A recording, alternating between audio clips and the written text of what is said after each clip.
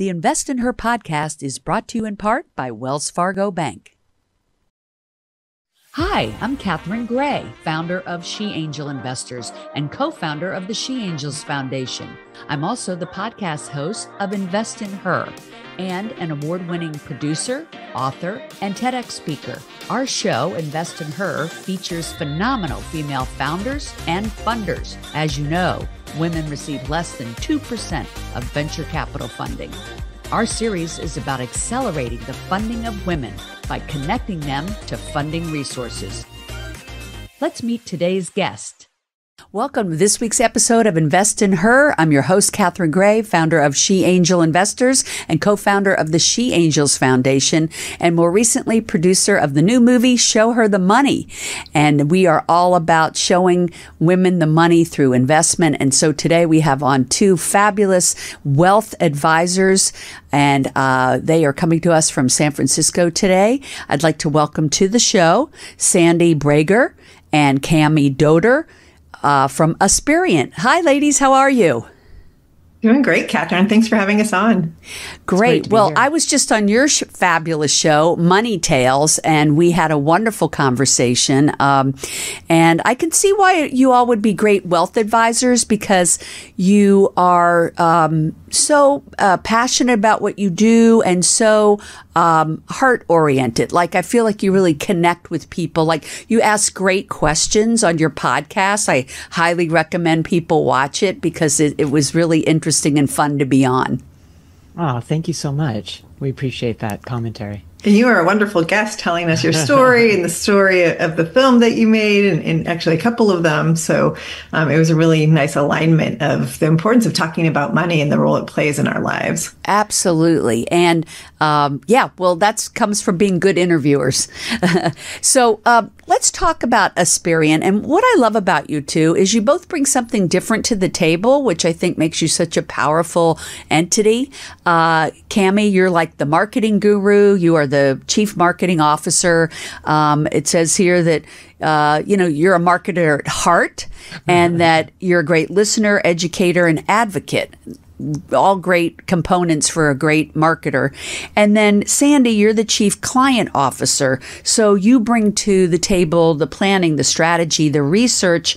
In fact, I saw that Forbes America calls you one of the top women advisors. Hey, that's a nice title. Thank you. It's something I'm very proud of. It's very exciting. You should be. So I take it that's why you all joined forces to create your wealth management group, is that you each bring something to the table. And my dad always told me the best business partners each bring something different to the table. And you guys are the perfect example of that. So tell me a little bit about that. How did you come together and start this company? I'll give a little bit of background. We're a large independent wealth management firm, Aspiriant is.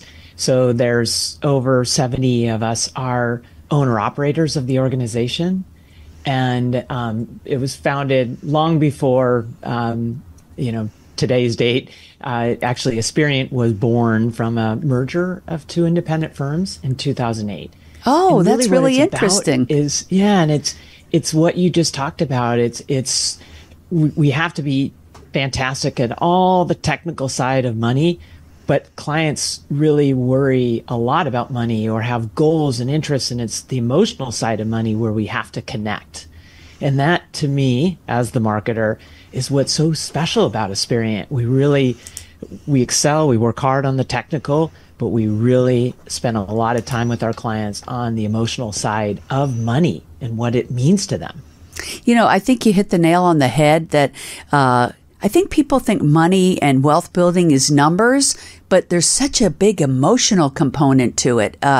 It's such an important part of our lives, whether it's sending our kids to college or looking to our retirement, or, it's all of that planning for things that are really make or break your life, and so it's so important that you know, like, trust your wealth advisors. And I think, that's what you all put at the forefront.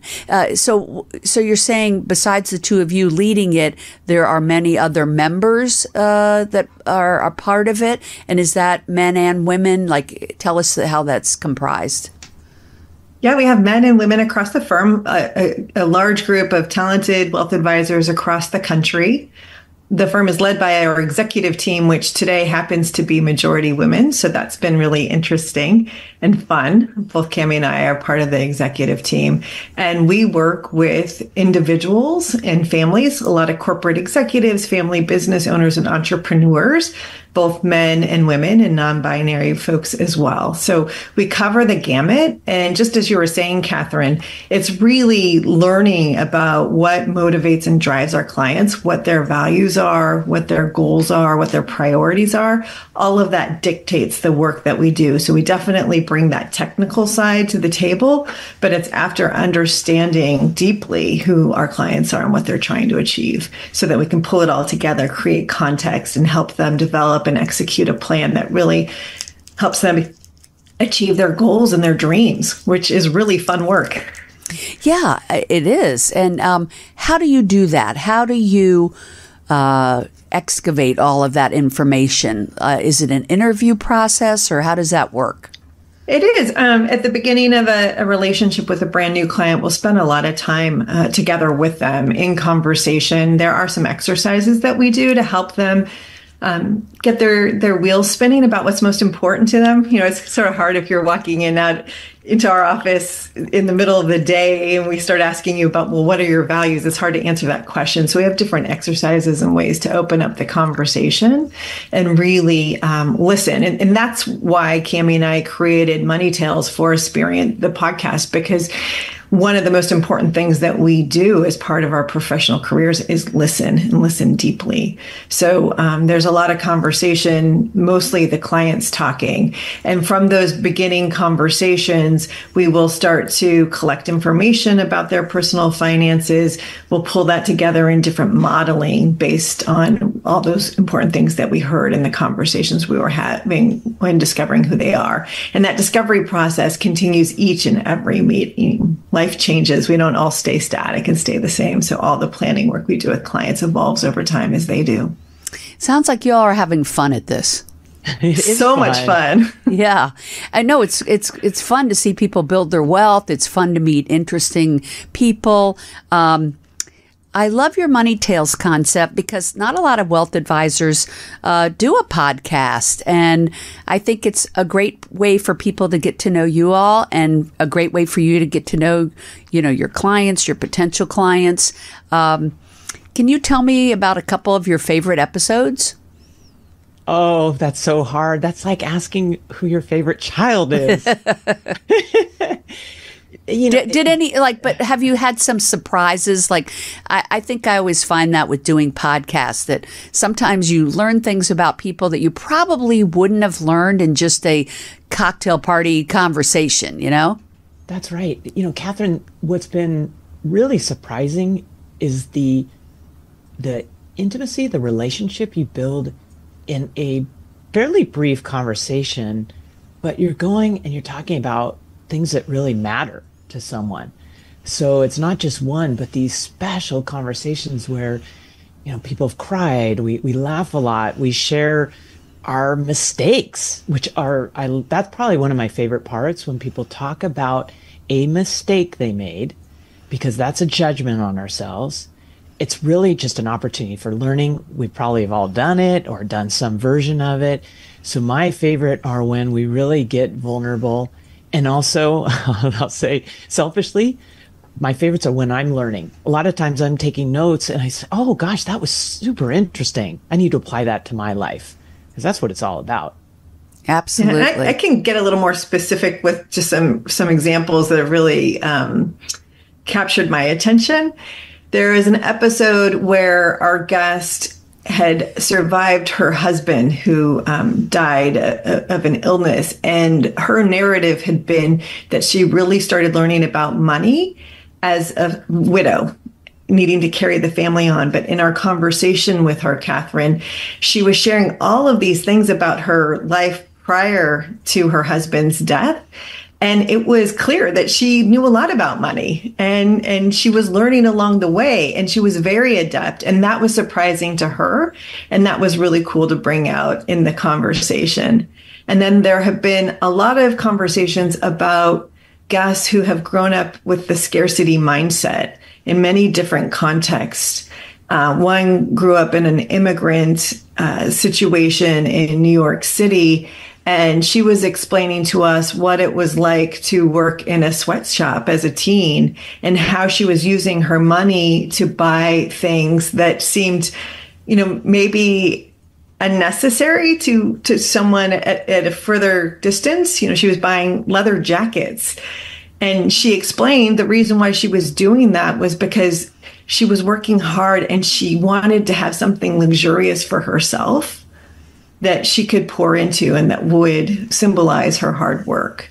And that was really fascinating as well. And there have been so many other stories, but it's really such a gift to have guests like you come on and get vulnerable with us and share their most important money stories so we can all learn from you.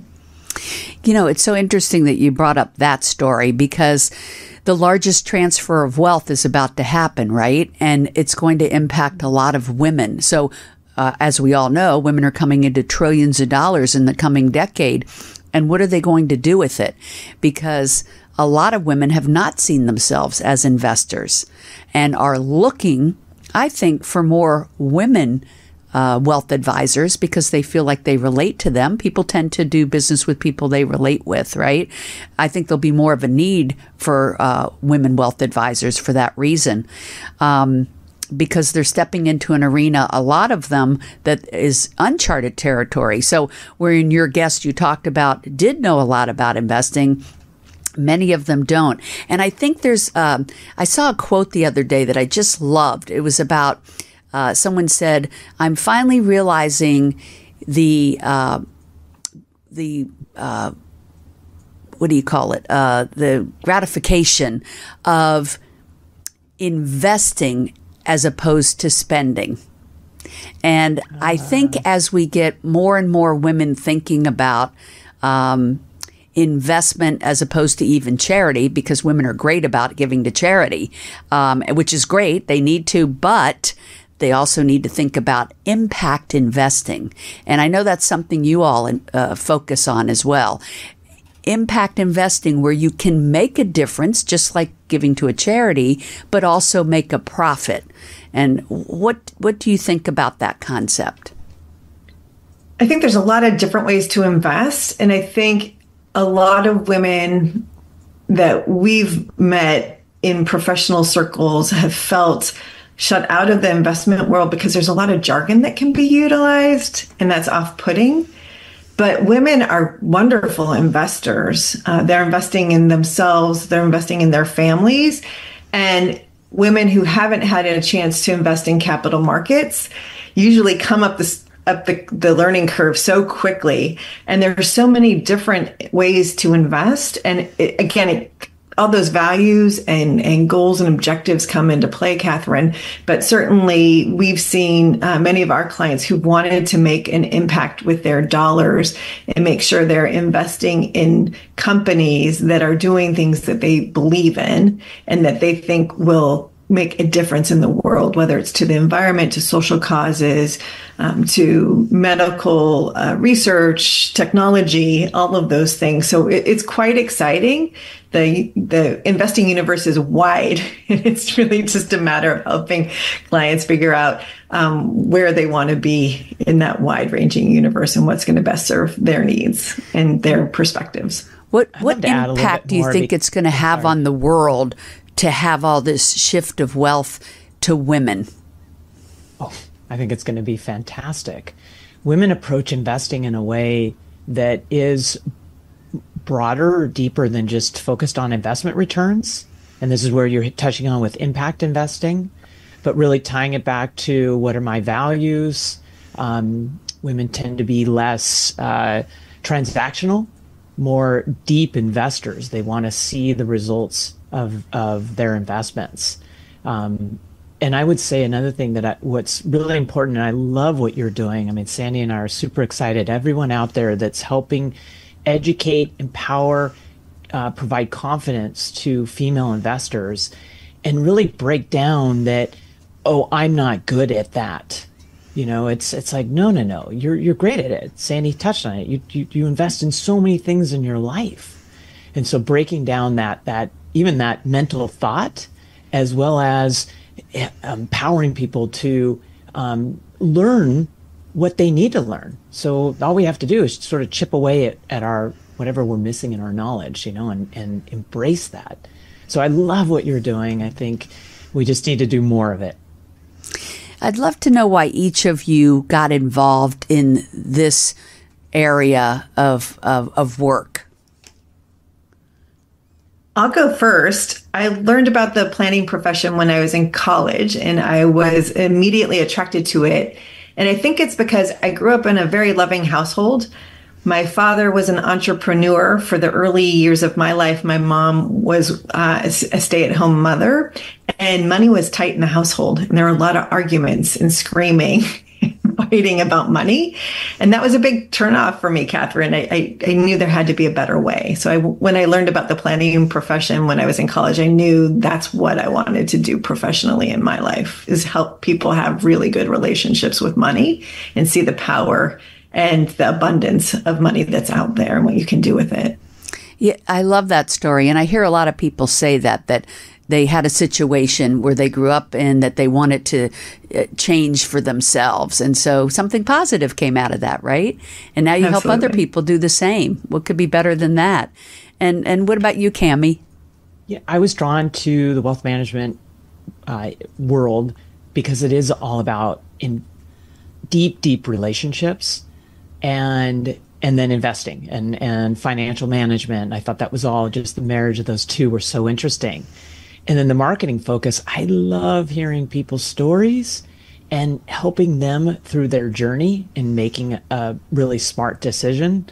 And then I love brand. I think brand, your personal brand, your corporate brand, I think it's super important. So I love that I get to lead Aspiriant's brand out in the industry and think about how do we differentiate? How do we tell our special story?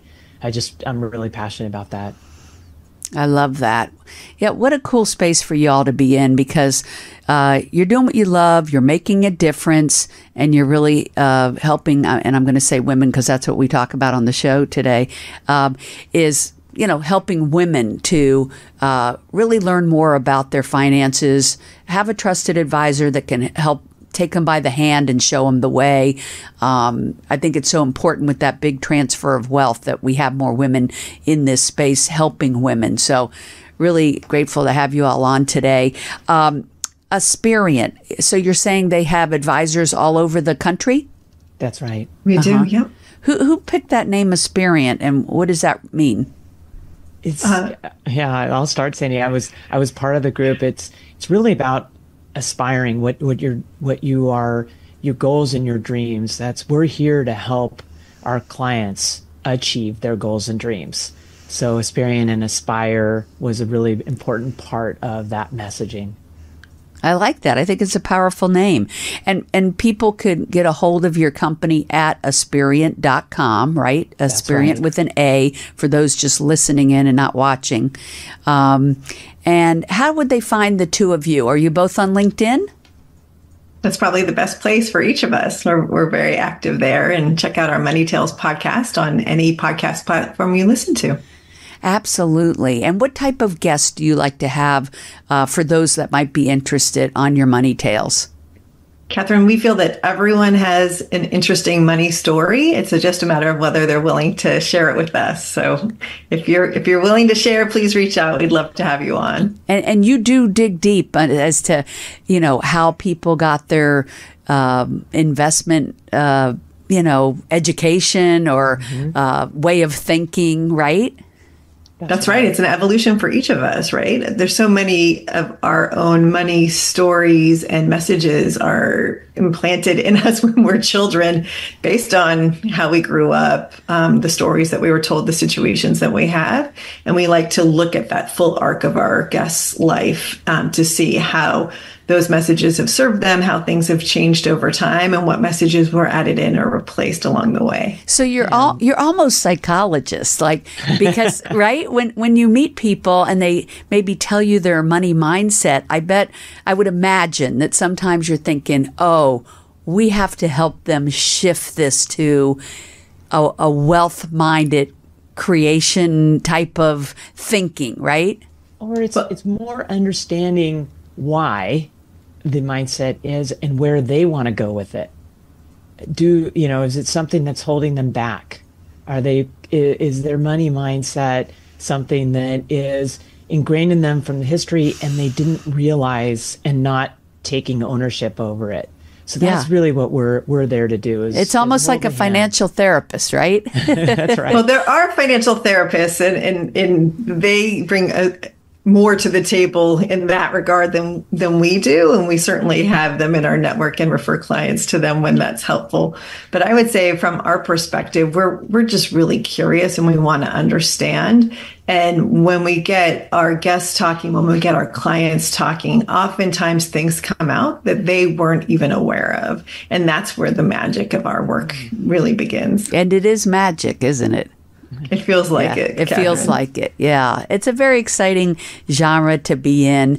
I really applaud the work that you both are doing. And obviously with your accolades, you're doing a great job and having fun doing it. I always say you got to have fun doing what you're doing. It's combining passion and purpose, right?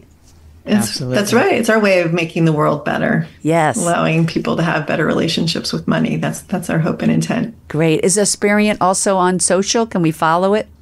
Absolutely. LinkedIn, Twitter, X, and Facebook. Okay, great. Well, follow Aspiriant, starts with an A.